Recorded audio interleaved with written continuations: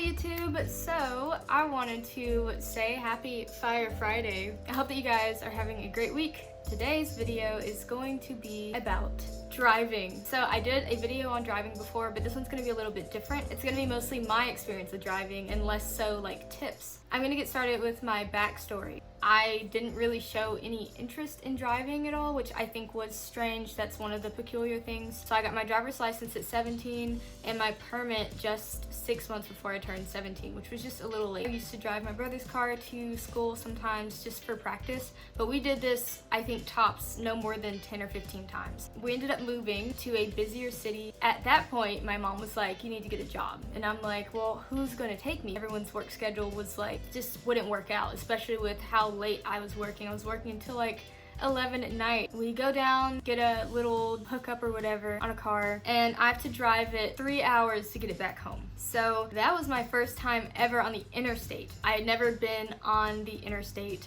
and I did not even have that much experience on highways. If I had to put it into words, I was going through every emotion. I was crying, and then when I got home, I was just in tears with these tears of joy. I felt very unworthy and very unprepared. Basically, my experience was so unique in the sense that I was just almost not prepared at all to have a car. Didn't know like the difference between the dang engine and the battery, and I'm not joking about that. I think that is the backstory. So let's talk about the nervousness and the things that went into that with driving. The main thing that would really be frustrating for me was how many cars were around. I was so scared to drive because a lot of the time I would have a car beside me and wouldn't know they were there, and they were my blind spot. And so I got into this regular thing of I always turn my head before I move into a lane, because yes, you have your mirrors, but nothing is better than physically looking to see if there's a car there. I would get really overwhelmed with there being masses of cars. I would look at my rear view and there's hundreds of cars just coming down a hill and I'm one of them. I could feel everything closing in on me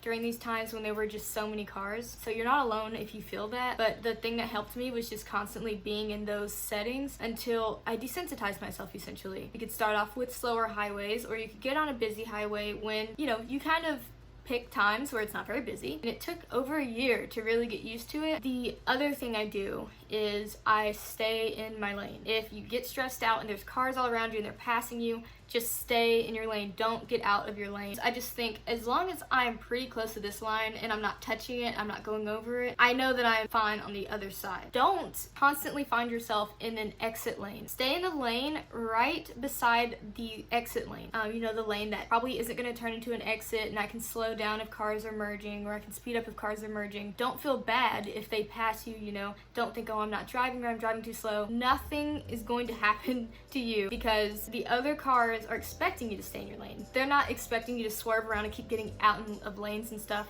That's when accidents happen, when you do things that are unpredictable to other drivers. I'm going to talk about my accommodations that I have for myself, and I'm just going to mention the busy traffic thing again. Essentially, when it gets really busy like that, this is very important for you guys, especially if you're on the spectrum. Loud music, someone talking, any sounds. If you can cut it out, if you can turn off the radio, turn down your music, pause it, whatever. Turn off everything else, because the most important thing when you're driving is your sight. I don't keep cups in my car that I have to manually pour back. If I'm stressed out or I need to focus, I'm not gonna drink anything. I'm also not gonna pull my phone out. I'm not gonna text and drive. I'm not gonna do any of that. Keep your hands free, especially if you're in an area that you don't know. Get a mount, a vent mount, or a dash mount, whatever you can get to put your phone on so that you can see your direction.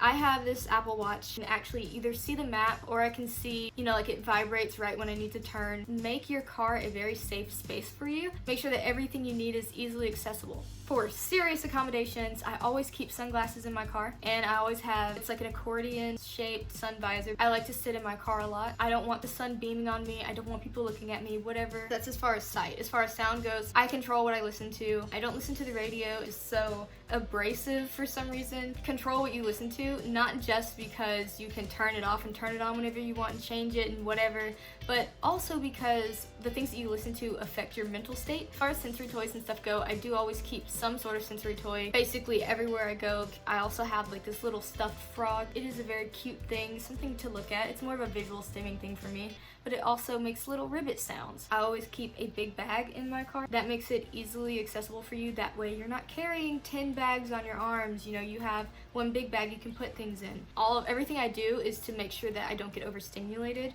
My car is always clean, like wiped down, because I have a thing about grime. As far as smell goes, I always have something scented in my car, so I usually buy the little trees. I like more natural scents, so the scent that's in my car right now is like blackberry, I believe. And if you have a pet like I do, so I have a dog, I have his harness, and I also have a seatbelt. It's a dog seatbelt. Like, yes, it kind of immobilizes them, but they don't need to be moving around the car like that. They don't need to be able to jump out of the car if you open the door, or, you know, if it's an emergency. And lastly, always have a trash bag in your car. Just keep a Walmart bag in there or something to keep up with your trash and stuff. But I think that that's about it. So I hope that you guys enjoyed this video. Thank you so much for the recommendation, and you guys have a wonderful day. Please leave a like and subscribe if you want to see more like this, and I'll see you guys in the next video. Thank you so much for watching, and bye.